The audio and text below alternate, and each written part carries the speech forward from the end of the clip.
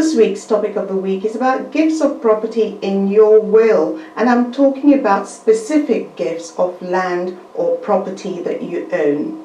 There are many things for you to consider and watch out for, and I'm going to be telling you all about them. The first thing that you want to think about carefully is what kind of interest you want to give that person. Are you giving them the property outright, or do you want them to have the use of the property for their lifetime or only for a set period of time? Be clear in your mind which kind of gift you want to make. A lot of will battles involve fights over property. Be careful to get it right if you want to avoid that. If you only want a person to have use of the property rather than owning it outright, there are still certain provisions you need to consider. Do you want them to have a right of occupation only? Alternatively, you could give them a right of income from the property.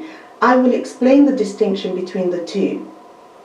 If they have a right to income, they can occupy the property or rent it out. If it's rented out, they'll be entitled to the rental income. The property can also be sold, the money invested, and they will still be able to enjoy the income from that investment. If you only give them a right of occupation, that's all they're entitled to. They can't rent it out and get the rental income. And if they move out, they get nothing. As you can see, they are completely different things, and many people fail to appreciate the difference between the two and end up with provisions in their wills that are not very clear. You need to decide whether you want the person to have the right of occupation or income over the property for the rest of their life, or if you want to limit it to a specific period of time. A lot of unmarried partners prefer to give a right of occupation instead. You may decide that you want to give your partner the right to continue living in the house, but you want that right to end if they marry or cohabit with another person. Alternatively, you might just want them to have a period of time, say a couple of years, to find another property to live in or to make appropriate arrangements for themselves before the property is passed on to your children.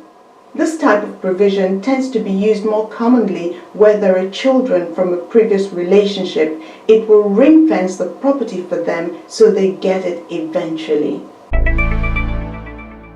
If you give a person a right of occupation or a right to income, who's to maintain the house during that time? You should make that absolutely clear. Normally, you would provide that the occupant should maintain the property, pay all the outgoings, keep it in good repair, and put an adequate insurance policy in place. But remember to say so.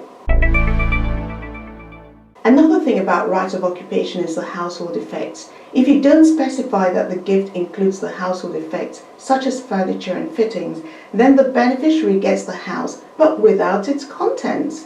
It's common to include household effects when you give someone a right of occupation, so that they have the furnished property rather than an empty house. But it's your will, and you can do what you want. The important thing is to make sure that point is covered. And what is to happen when the right of occupation ends? Who does the property go to at that stage? Some people fail to make any provision about that, and the property could end up passing to beneficiaries you hadn't intended it to go to. Make sure you identify the property clearly. For example, if you own numbers 103 and 103A, you should be clear which of the two you're referring to in your will. Again, if you own 3 flats in a building known as Grove House, do refer to all 3 flats or whichever of the 3 flats you want to give away. Are you making a gift of your residence? Be careful. If you say in your will, I give my house to my niece, what happens if you move to a new house? Will that new house go to your niece? Maybe not. What should you do? Well, you should make it clear that the gift is of any property you live in at the date of your death. In one case, a lady left her property to her grandson, but some time before she died, she suffered a stroke and had to move to a house more suited to her needs. The gift to the grandson failed because the house she mentioned in her will was the one she lived in when she made the will. The grandson had to go to court to fight it out with another beneficiary. If own both the freehold and the leasehold, be clear whether the gift is of the freehold or the leasehold or both. What if you have a mortgage on the property you're giving away in your will? Who should pay off that mortgage? You need to be clear about that. Is it the person you're giving the property to, or is the mortgage to be paid off with money from the rest of your estate? What if you took out an insurance policy linked to the mortgage? Do you want the beneficiary to have the proceeds of that policy so that they can pay off the mortgage? Again, you should make that clear. If you say nothing, the property will be assumed to bear the mortgage liability and so may need to be sold to pay off the mortgage. What if you decided to sell the house and had already exchanged contracts, but before the sale could go through, you passed away?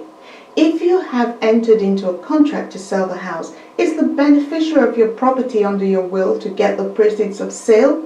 That's yet another thing you should make clear in your will. You can see that gifts of property in wills can be quite complicated. Lack of clarity on these kinds of issues is what leads to beneficiaries ending up in court. You must make things absolutely clear. Otherwise, your beneficiaries may end up slugging it out in court, and I'm sure that's not what you would have wanted to happen. Subscribe now for more family wealth talk.